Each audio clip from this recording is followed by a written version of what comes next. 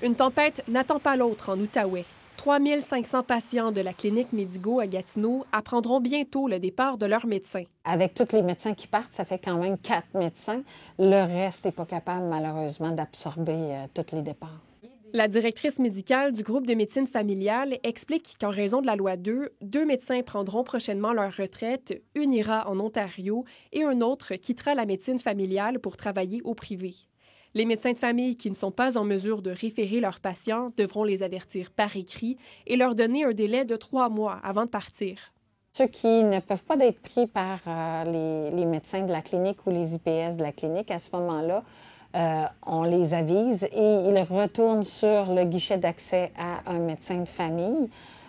Puis nous, la clinique, on demeure porteur de ces dossiers-là pour le jour où le patient a un nouveau médecin. Karine Guy de Kentley est l'une de celles qui perdra son médecin. Sincèrement, ça a été très difficile à accepter parce qu'on sait comment c'est difficile d'avoir un médecin. Moi, j'ai un médecin jeune.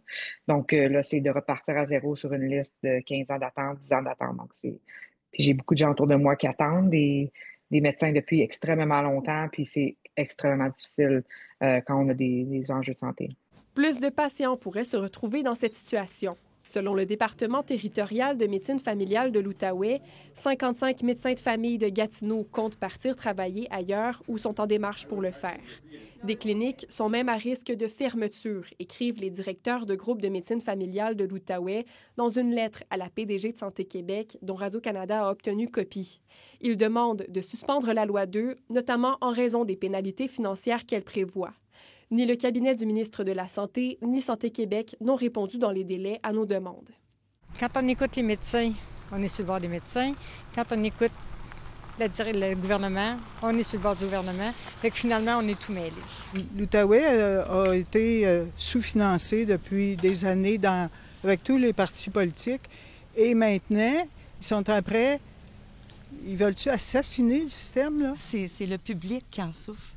Le conflit entre Québec et les médecins est loin d'être résolu. De nombreux patients restent dans l'attente de savoir s'ils perdront ou non leur médecin de famille. Ici Anne-Charlotte Carignan, Radio-Canada, Gatineau.